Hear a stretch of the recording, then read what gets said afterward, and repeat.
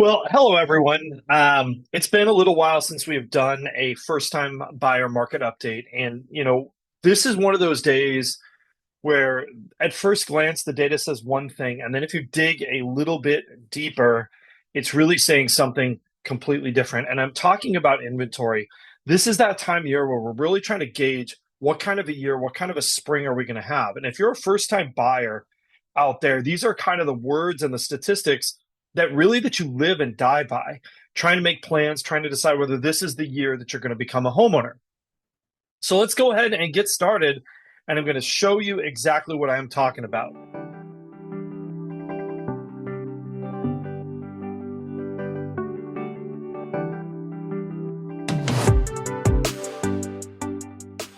My name is Stephen Meade with Domicile Real Estate, where we are on a mission to help California's renters become homeowners. This week, we're talking about inventory because one statistic says that inventory is soaring, but there's a catch. We have some data that shows this might really just be an illusion, a mirage. With the recent fires here in California, there's almost anybody's guess how that really is going to affect our market. I think it'll affect our market less on the low end, but I could be wrong about that. These kind of unprecedented events and this level of destruction, obviously my heart goes out to everyone affected by this. It's really just difficult to predict how that's going to affect things. But let's go ahead and get started, and I'm going to show you exactly what I am talking about. Okay, so heading back here, let's look at our closed prices. So remember, this is taking a look in the rearview mirror. That's not always a great way to look, but looking at our first quartile or our entry-level prices, the blue line is our entry-level single-family home, red line is our entry-level condo, and really, we see that things have been kind of following a trend line and are generally pretty flat. No real news there. I think any of these effects are going to at least take 4 to 6 weeks to show up in this chart. Our monthly payment, because of interest rates, it is around $6,672. That is not the peak, but that has been rising due to increasing interest rates. If we look at our minimum household income, we're just about $160,000. We have been there before. $114,000 for that entry-level condo. And remember, this is household income, assuming we have no other debts. And look at our absorption rate, right? Like now, if you're just looking at this, you might think, wow, this is great news if I'm a buyer.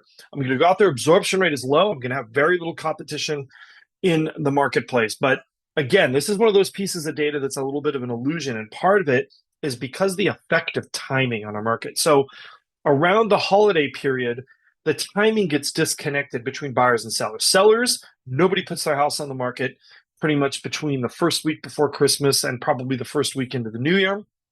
This year with the fires, that also caused everybody to withhold those listings and then put them on the market all at once. Meanwhile, buyers have been kind of steadily looking the entire time.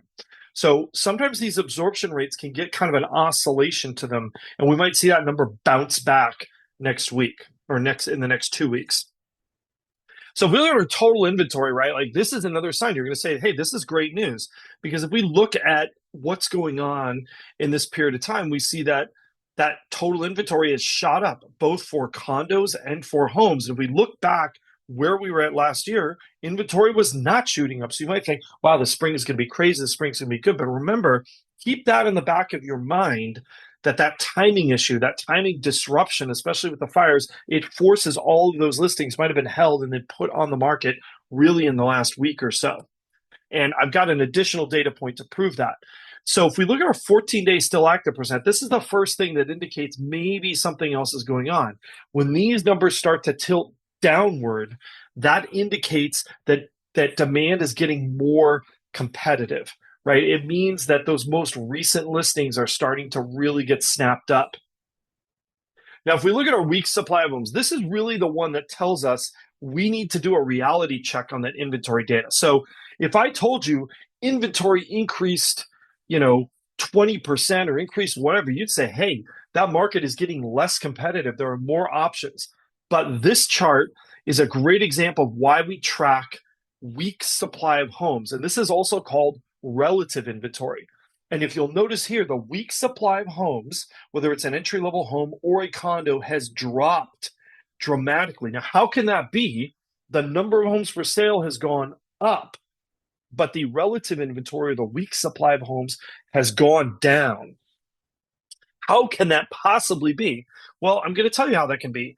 The big reason for that is because the rate at which people are buying homes, especially in that last week, has shot up dramatically, right? That is the rate that homes are flying off the shelves. And so, despite the fact the increasing inventory, the relative level of supply has gone down. Now, how much of this is a result of the fires? How much of this is a result of sort of extraordinary circumstances? It's really hard to tell, but this early indication tells me that those increased inventory numbers are going to be absorbed into the market pretty quickly. Those homes are not going to sit on the market if they are priced well and if they're even reasonably competitive homes. Though I think even if we get some of that fire settlement activity start up, I think a lot of those buyers are really going to relax some of the requirements. They're not looking for a good deal. They're looking for a place to reestablish things for their families.